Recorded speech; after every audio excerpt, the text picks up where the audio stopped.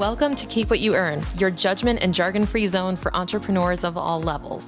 Get ready to learn how to scale your business, save money in taxes, and create a business that grows your wealth. If it feels like the financial side of business is like eating your vegetables, well then think of this podcast as the ranch dressing to make the process a little more enjoyable. My name is Shannon Weinstein. I'm a CPA and business owner on a mission to simplify money and empower others through knowledge.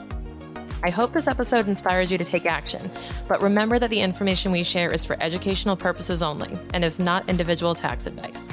Now that we got that out of the way, let's start the show.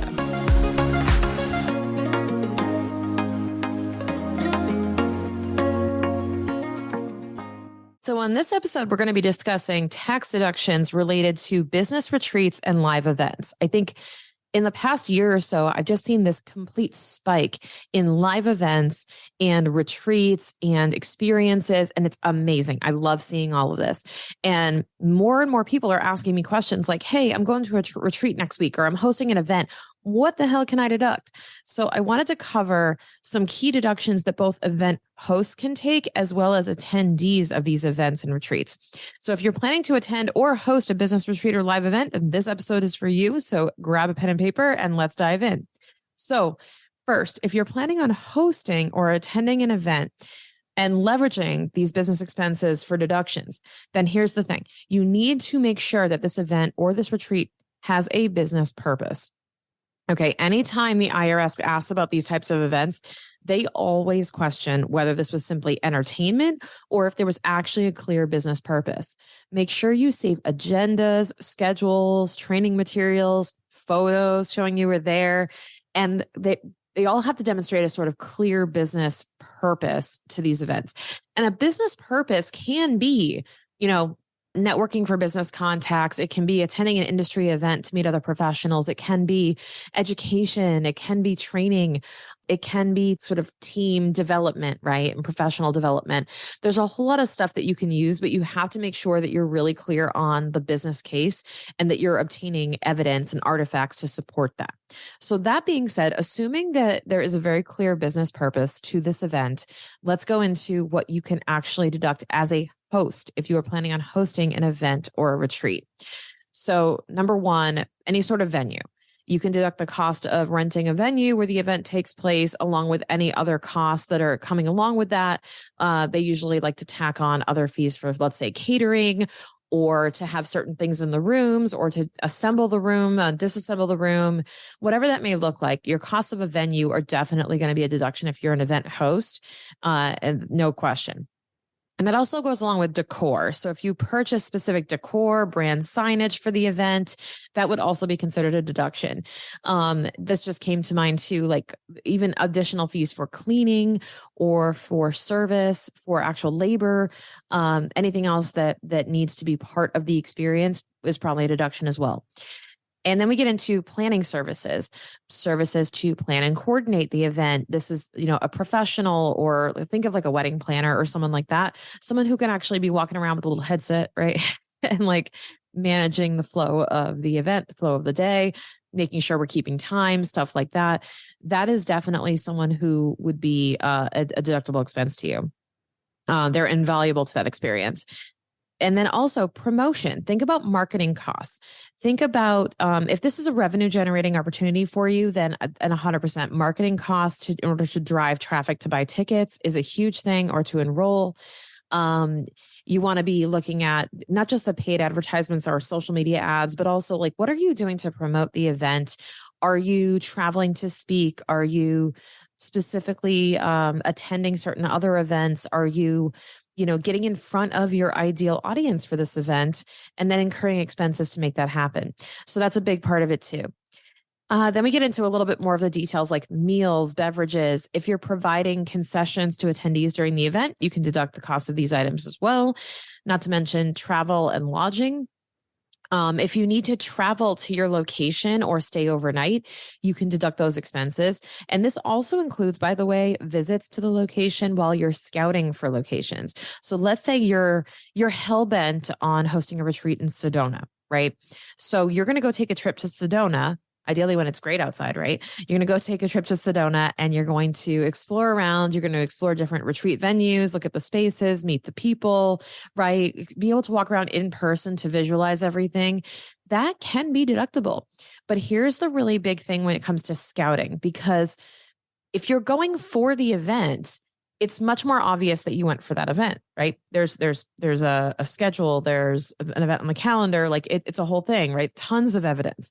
But if you're just scouting different locations, make sure you've got photos, notes, brochures, things that will actually, business cards, things that will show that you were meeting with people, because you could easily claim. The IRS is onto this, by the way. They'll know that you're just trying to take a vacation, right? They're going to assume you're trying to take a vacation. And you're going to want to show, no, I was actually scouting locations for this upcoming retreat. And the more evidence you have, the better, showing calendar meetings with people there that you were conducting business while you were there. That's going to be huge, because you're not going to have as much to show for it. You can just easily claim, anyone could claim, right, that they were scouting locations in Orlando. In reality, they went to Disney World, right? So you got to make sure that you can substantiate that, because they're going to question it. Now we go into other fees, like let's say you're paying speakers, or you're paying paying facilitators or coaches or something to help facilitate the event, or to be, I call them camp counselors.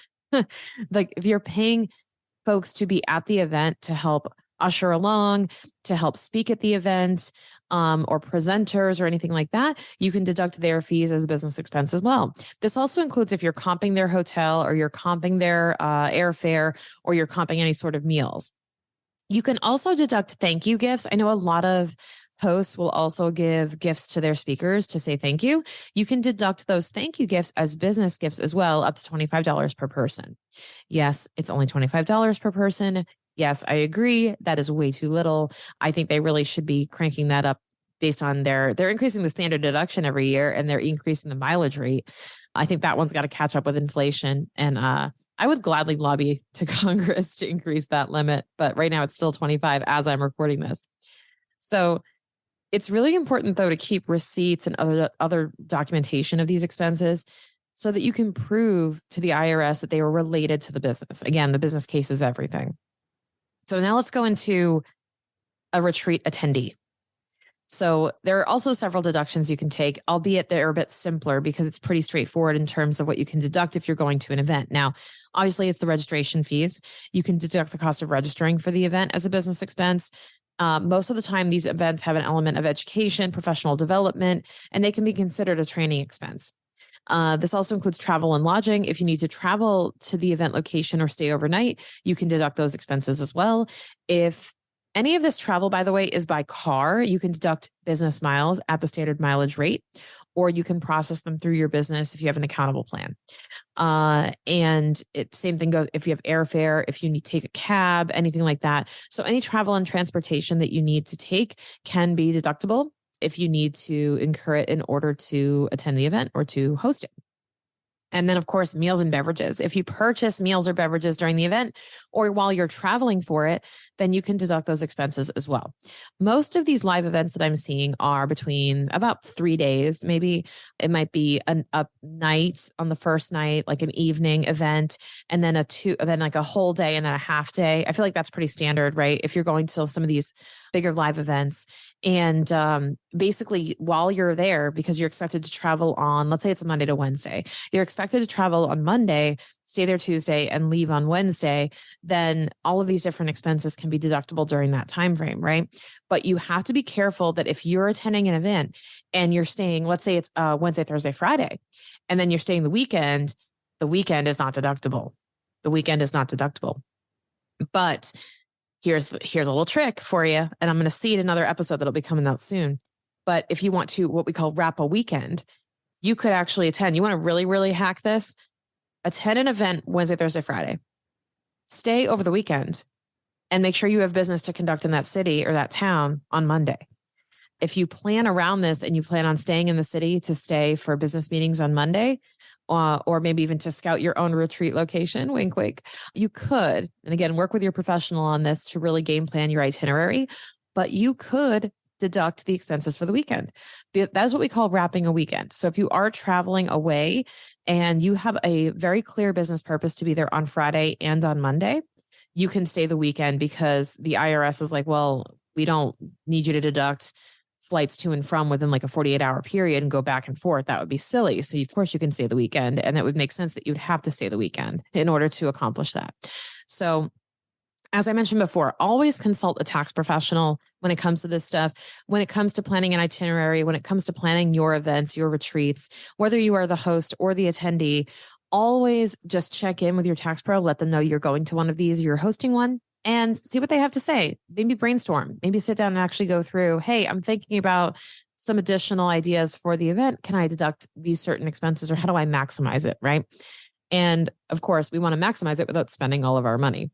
So if you want to learn more about what makes something deductible or how to actually maximize your deductions as an entrepreneur, go pick up a copy of my tax deduction guide for entrepreneurs. We go through these as well as hundreds of other deduction ideas for you in your business and teach you what makes something deductible so you can figure out on your own if something could or couldn't be and start asking the right questions to your professional.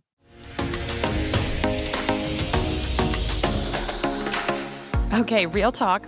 Our business can really mess with our emotions and our mindset. Am I right?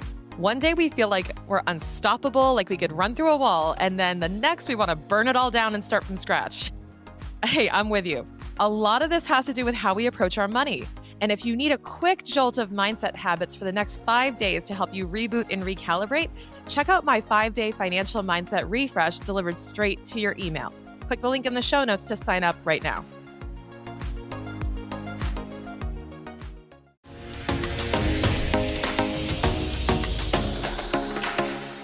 Thank you so much for listening. If you enjoyed this episode, please leave a rating and review on your podcast platform. This small action goes a long way for podcasters to get our message heard by more business owners just like you. Be sure to check out the show notes for links to information about our guests and ways to get in touch with me. We'll see you on the next episode.